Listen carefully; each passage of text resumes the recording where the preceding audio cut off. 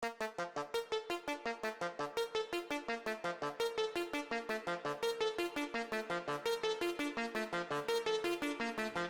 to the first round of my declutter or my unhaul or whatever term BookTube is using today. This is my attempt to just have less stuff. My library has gotten pretty unwieldy to the point where if I tried to add something new, I didn't find space for it, and I don't really like the idea of like double stacking books or putting books on top of books. I just think that looks messy. My OCD goes crazy, so instead I would prefer to just get rid of things that no longer spark joy in my life. And this is them sort of all divided by genre, and we can talk a little bit about each one. There's various reasons for why I'm getting rid of this thing or that thing, and I'll just quickly talk about why.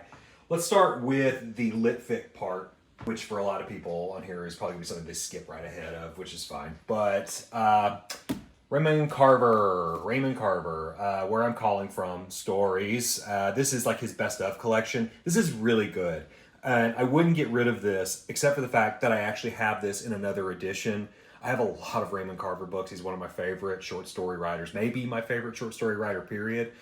And I don't know, I just don't need to have multiple versions of it. Also, I think this book kind of smells a little bit. It smells like someone's attic. When I picked it up at Half Price Books, I got it because of the livery, but the truth of the matter is, I just don't need it, so it's gone.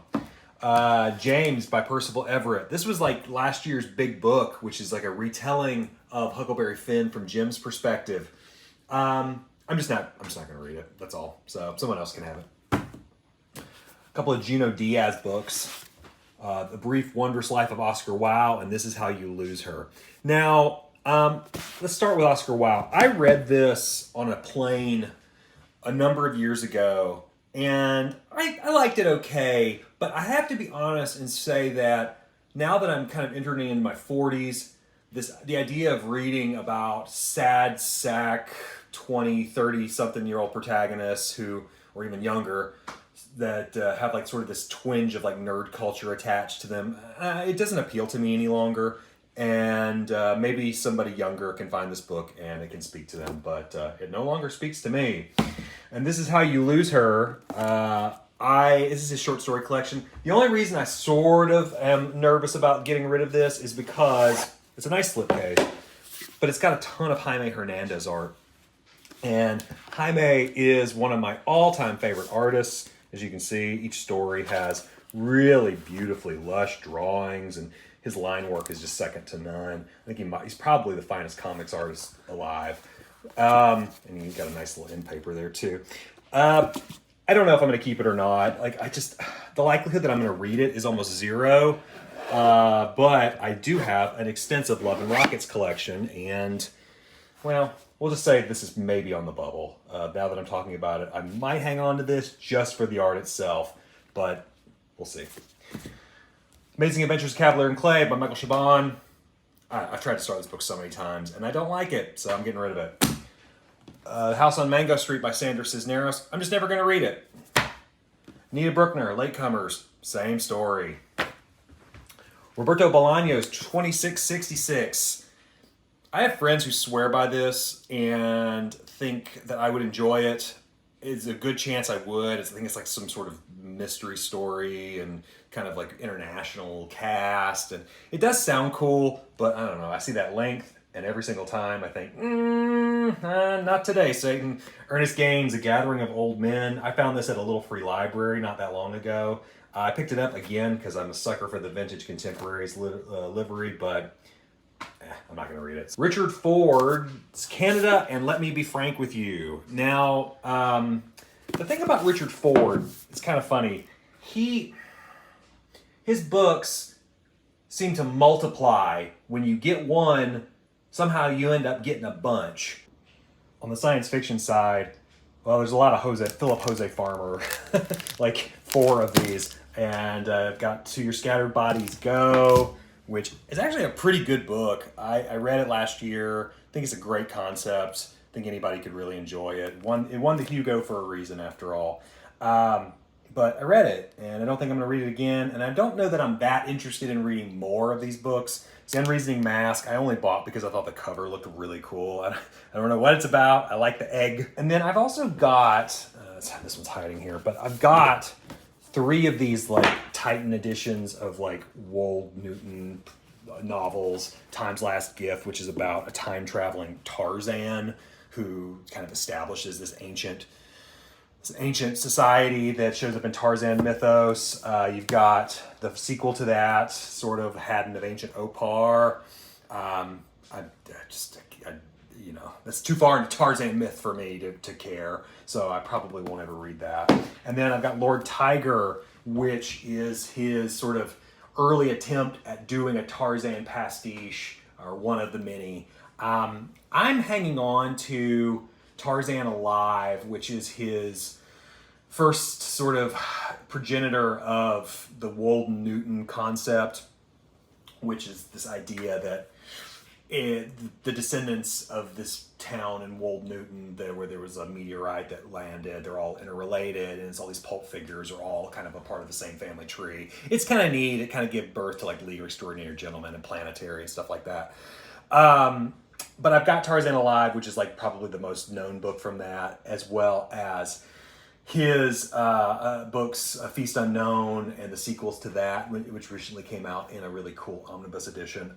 I think that's the Philip Jose Farmer I need at this point, you know, kind of outrageous and really sort of unique, rather than like these things that feel like early versions of the same kind of stuff. So, Ender's Game and Speaker for the Dead by Orson Scott Card. I find Card so odious that I just don't think I'm ever going to muster up the energy to ever read these. They could be excellent books. They both won awards and Hugos and Nebulas and everything, but I just don't care. Speaking of kind of annoying presences, there's John Scalzi's Red Shirts. I bought this as part of a line of Tour Essentials when I was trying to get all of these in sort of a collector fervor, things that I'm trying to like break myself of now. And this was the book that I was like, ooh, really? Do I need to buy this? But I did. It's kind of like this take on the red shirt concept in Star Trek and Battlestar Galactica and others, where, you know, the ensigns always are the ones who get killed by the alien menaces, and they decide to band together or something. Anyway, I can already just feel the smarm coming off of it, and sort of the, whoa, that just happened kind of dialogue writing, and I can't do it. And then lastly, in the science fiction section, we have Barbarians of the Beyond by Matthew Hughes. This is an authorized sequel to a Jack Vance series called The Demon Princes. I have The Demon Princes. I haven't read it yet. I picked this up just cheaply, just for fun, because I kind of was excited by this Paladins of Vance sub-label. But I never read it, and I'm sure someone else will. Let's talk fantasy. I've got a couple of Tad Williams books here, Stone of Farewell and The Dragonbone Chair. I have these now in broken binding hardcovers, so I don't need to have these paperbacks anymore, so they get to go. But they're good, I hear. I'm excited to finally read them. Similarly,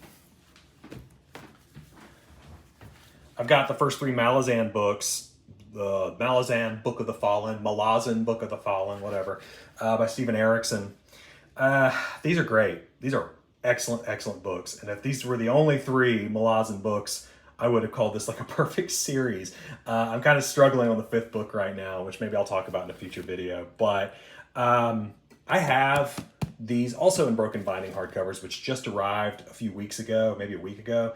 And so I don't need to have these paperbacks anymore. On the bubble, though, I have Stephen R. Donaldson's The Chronicles of Thomas Covenant, the Unbeliever, which make up Lord Thalsbane, the Ill-Earth War, and The Power That Preserves. I think these covers are pretty fun. I especially like this one here, which has like these green guys that are kind of staring here with Thomas Covenant looking on. I think it's Thomas Covenant anyway.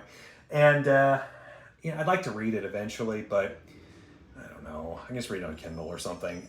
It's not something I need to own physically. And it was just part of like the, when I was putting together like a list of like essential fantasy works, this is sort of like an early kind of grimmer, darker version of fantasy, kind of a predecessor for some of the things that are popular now, like Joe Abercrombie and the like. But speaking of things that I bought in fervors, here is a collection of the Sword of Shannara trilogy, which includes Sword of Shannara, Elfstones of Shannara, and I want to say Wish Song of Shannara? Yeah, the Wish Song of Shannara. That's right. I bought these because I was also kind of like hungering for a particular sort of slice of 1980s fantasy.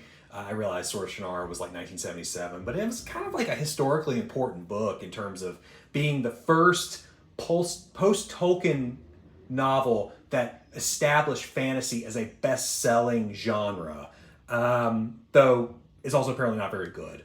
And it's a big ripoff of Lord of the Rings. And all those kinds of things that you hear people say about Brooks's earliest work. Apparently it gets better, but I can't see myself getting to this anytime soon. Also, God, these books are so darn thick. And it reminds me of like a collection of Hitchhiker's Guide I had when I was like in middle school, that it was so big, I just never wanted to open it because it just wasn't very fun to read. And that's kind of how I feel about this now. It's just too darn huge. And books shouldn't be this big. They shouldn't be this big. On to horror. We'll start with a big one. Speaking of thick books, we've got The Stand by Stephen King. I've got this in hardcover form. And, needless to say, I ended up reading The Stand and didn't even like it that much. So there's no need to have two. And then there's Our Share of Night by Mariana Enriquez. This was a hot book about 2.5, 3 years ago that I bought because the Alan Moore quote, "A magnificent accomplishment." Boy, what a sterling endorsement that is, Alan. But a lot of people were talking about it. It was a big Barnes and Noble kind of like big bestseller, critically, editors pick, blah blah blah. But I don't know. I just kind of lost interest in ever reading it over the years. And Enriquez is putting out more books, and I don't know. It's just whatever. H.P. Lovecraft, The Dream Quest of Unknown Kadath. I've got this in multiple versions. I don't need more. Though the cover's kind of fun. I do like the little men on the tree and stuff. Look at those eyes. Mouths. Devil Takes You Home. Speaking of overhyped books, this is a book that won a lot of awards and just didn't do very much for me. So you would think a crime horror hybrid would be right up my alley, but there's just something about Iglesias' writing that just does not work for me. So I should say too, another thing that's important, then you should always note this. If you look at a book and all the quotes are just from other authors, that should be a warning sign. No amount of Chuck Wendig quotes are ever going to work for me. Michael McDowell's The Elementals. Man, talk about a book that I wanted to love so much. I've been looking for another 80s horror writer that gives me the same feelings that I get when I read King and Barker and the like. And McDowell felt like he was going to be that guy.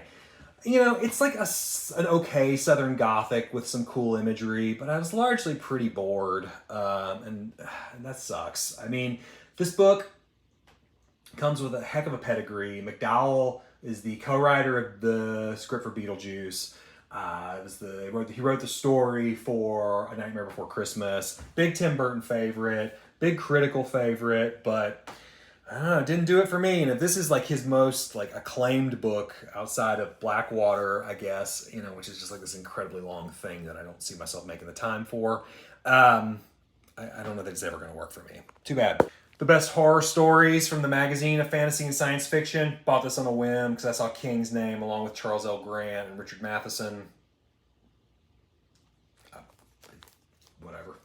Richard Matheson's Hell House. I started reading this last year for the Halloween spooky season and just couldn't really make any headway on it, which was a disappointment because it's like my first actual Matheson long form story that I've tried to read. And I hope I like I Am Legend better, or one of the other books that I've sort of accumulated over the years. Really only 2 left now. I've got like a best of short stories collection that Penguin put out for the Penguin Classics line, but this was not my cup of tea at all. And last in the horror section, Notes for A2 by Joe Hill. One of these books you buy on a whim, hardcover, whatever. I read Horns before I had to interview Joe Hill for thing at Comic-Con before that movie came out with Daniel Radcliffe. Well, what a surprise. The book sucked, as did the movie. And then finally, crime. This is a lot of Lawrence Block books. They're almost not even worth going through, to be honest with you. But Hope to Die, Everybody Dies, Even the Wicked, When the Sacred Gin Mill Closes, A Walk Among the Tombstones, Out on the Cutting Edge, Autographed, A Dance at the Slaughterhouse. I have some of these in hardcover already. I like Lawrence Block a lot, by the way. I think he's an incredibly talented author. Really good pulpy crime stories set in like the dirtiest parts of New York. I've talked about him before, but this is like a set I got when I was trying to get a few other earlier books in paperback, and the deal was just that good. And I ended up just kind of getting some of these additional ones. I might keep this one that's autographed just for the fun of it. And I kind of like this livery with the knife and the city. It looks looks really like fun. Then we have A Simple Plan by Scott Smith, a book I've been wanting to read for a long time. And I really love the inside of this cover. But I got the hardcover for this for like $1 somewhere else, and just decided I don't need to have two of them. The Devotion to Suspect X by Keigo Higashino. This is the only Japanese book in this current unhaul. I listened to the audiobook of this on a road trip with my partner, and needless to say, I hated it. I really hated it. Then we've got some Carl Hiaasen books. I mean, talk about expendable. Who cares? I've got this Great Detectives anthology, which I picked up in a recent library sale. You might have saw it in my library haul video. You know, I've already got most of this stuff that I want is in other forms, and the rest of it I don't really need. And let's just be honest, how many copies of The Chill by Ross McDonald does one man need? I already have 2. I don't need more than that. I've got a couple of 4 Ed McBain books, Killer's Wedge, The Pusher, Killer's Payoff, Killer's Choice. I'm sure these are great, fun, and enjoyable, but there's so many 87th Precinct novels. I don't even know where to begin. The idea just like kind of overwhelms me, and I'd rather just not have the temptation to figure it out. James Lee Burke's Robichaux. I got Neon Rain now, which is like the first Robichaux novel. If I don't like that, I'm not gonna like any others, I figure. So this is like way later in the chronology, and just I don't need it, so it's gone.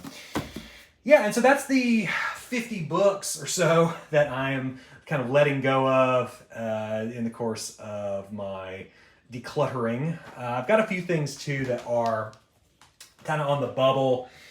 That includes some Jonathan Lethem novels. I've got like 3 of those. I've read none of them. I'm going to give one of them a shot. Probably Brooklyn Crime Novel, which is the most recent one.